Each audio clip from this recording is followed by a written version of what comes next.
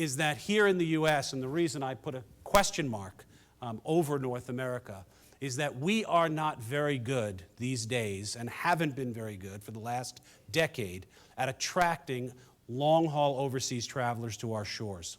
We continue to be well below pre-9/11 levels in the number and percentage of world travel that we attract here to the U.S., which, as Wing said, in my role as the chairman of the Travel Industry of America, I have really beat this drum, that the U.S. needs to get competitive in this game and really needs to be part of this incredible growth in world travel. Travel is one of the biggest growth industries in the world, and it is time that we really step up. If you want to look at a very brief, sobering statistic, this is the U.S. balance of trade as it relates to tourism. It's still positive, but it has dropped about 80% since 1996. We used to have a huge surplus with the rest of the world in terms of travel, and now we are almost only breaking even with almost as many dollars being spent by Americans elsewhere as we are taking in.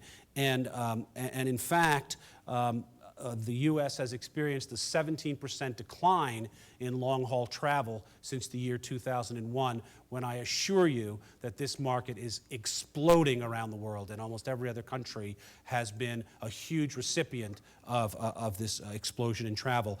Interestingly, the only exception among the top 15 major U.S. cities to long-haul overseas travelers has been New York, which has been the only city to fare well in the last 10 years, and they are quite aggressive about it. And anybody who's from New York knows that New York City Inc. is a very aggressive promoter of travel to New York.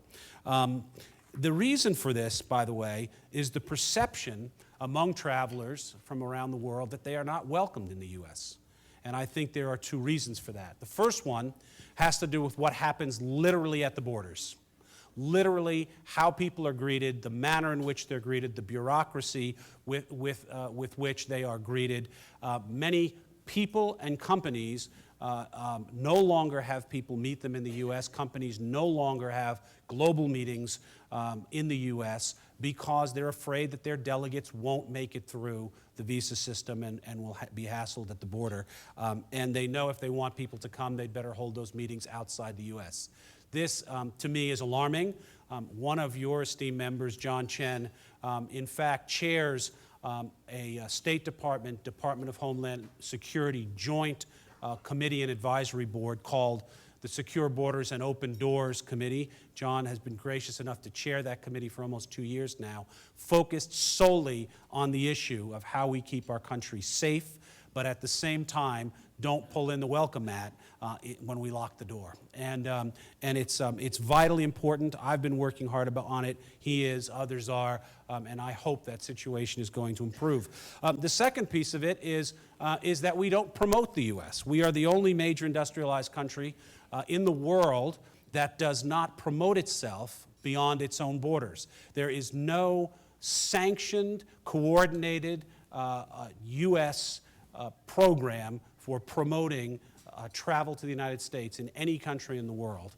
And that is sobering when countries like New Zealand, Canada, Spain, France, even China have large national budgets to promote travel to their country. And I can tell you as a businessman that works, and it's absolutely necessary. Some states do. California happens to be on the cutting edge of this. We spend $50 to $70 million every year promoting the state of California. New York City does, City of Los Angeles does, but Las Vegas certainly does, but the U.S. as a whole does not, and that is a travesty and, frankly, something that needs to be changed. As I mentioned, we at Disney are as interested in the growth of travel from China as anyone. In our destinations around the world today, and here's a schematic of where we do business and the names of the places we do business under, we have about 100,000 cast members that deliver Disney magic. We see more than 100 million people a year in the combined total of these destinations. And cumulatively, since we started in the travel business, we've seen about 2 billion people. Interestingly, and this might surprise some of you, about a third of that business is visitors from outside the United States.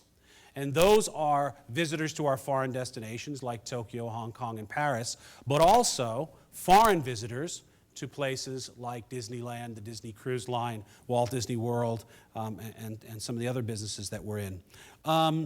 In total, when you look at this, about 1% today of our guests are from mainland China, which is very small, and I expect to radically increase. However, in my little story that I started out my remarks with about how this organization and how this very lunch would have to change if you had an inflow of people who had different tastes, so too we have to change our business, and we have to change the way we greet people and create magic as a very different audience, this audience from mainland China, starts to visit us with more frequency.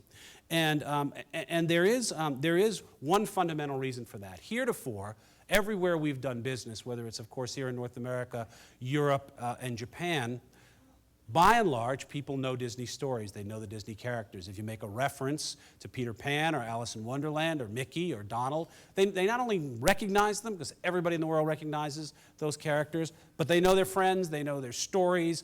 They come with, what I like to say, they come loaded with software. Well, people from mainland China have not had that experience. They arrive at Hong Kong Disneyland, they arrive at Disneyland Park without the knowledge of what the background of our company's stories are, our franchises, and therefore they have a very, very different experience at Hong Kong Disneyland, at our parks here in the U.S.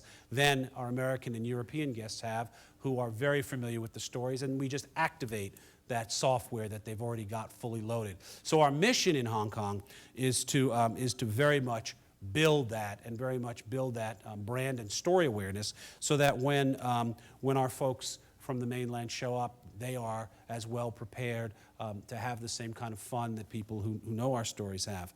The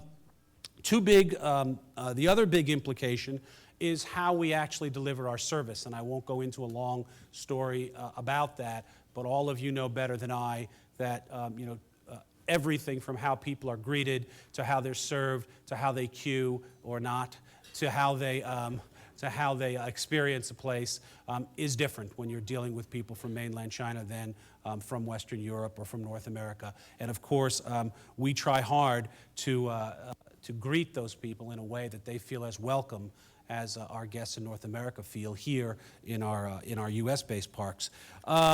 In terms of some details, there's enough business from China today at Disneyland that we have started to produce Chinese language maps.